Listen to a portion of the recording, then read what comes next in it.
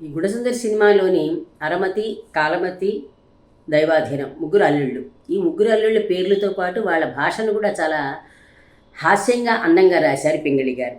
ఇందులో మనం చెప్పుకున్నట్టుగా దైవాధీనం అనే అతనికి అసలు ఏవి శరీరంలో ఏ భాగాలు పనిచేయవు. కానీ అంటే అతను అలా ఉంటాడు. దైవాధీనం అని పేరు పెట్టుకోవడానికి కూడా కారణం అదే. ఆ టైంకి ఏం చేయాలో అది చేస్తూ ఉంటాడు.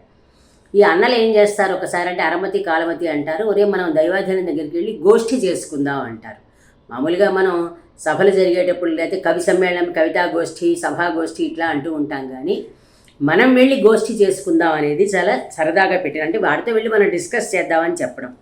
అప్పుడు ఇతను చెప్తూ ఉంటాడు, అంటే ఈ దైవాధీనం మాట్లాడే మాటలు ఎలా ఉంటాయంటే, ఓ సోకులారి అన్నగారు అంటే కావాలని వెటకారం. సోకులారి అంటే వాళ్ళు షోకులు చేసుకుంటారు. మరదలు మాణిక్యం, ఆ మాటలు చూడండి. మరదలు మాణిక్యం, గణగణ గాణిక్యం, తెలియండి చాణిక్యం. ఇది ఇందులో ఒక లోతులకు పెడితే కానీ మనకు ఆ ఫిలాసఫీ అర్థం కాదు. సోకులారి అన్నగారు అన్నారు బాగానే ఉంది. అంటే దయచేయండి గోష్ఠి చేసుకుందామని పిలిచాడు వాళ్ళని. సోకులారి అన్నగారు దయచేయండి గోష్ఠి చేసుకుందాం, దాన్ని డిస్కస్ చేసుకుందాం రండి అని ఇతను కూడా కవ్వించాడు. అని అక్కడితో ఉరువకుండా మళ్ళీ కొన్ని కావాలని చెప్పి మాణిక్యం అనే పదం వచ్చేలాగా మరదలు మాణిక్యం, గణగణ గాణిక్యం. చిన్నప్పుడు రత్నమాణిక్యం తలుపు తీయి, రామమాణిక్యం తలుపు తీయి అని ఒక పాట లాంటి కథ ఉండేది, గుర్తుందో లేదో మీకు? పేరుల తల్లి తలుపు తీయి అని ఒక కథ ఉంటుంది. అలాగే ఈయన మరదల మాణిక్యం, గణగణ గాణిక్యం, తెలియని చాణిక్యం.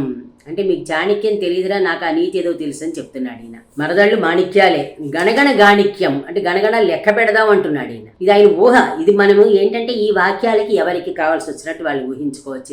ఇది నేను చెప్పింది కరెక్టు, ఇంకొకళ్ళు కరెక్టు తప్పు ఇట్లాంటిది కాదు. ఎందుకంటే ఆయన మనకు వదిలేసిన పదాలు.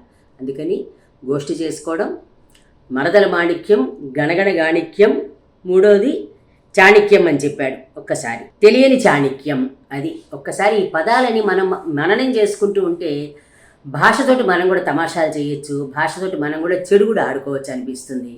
అందుకని నమో పింగళి నమో నమః అని అనక తప్పదు.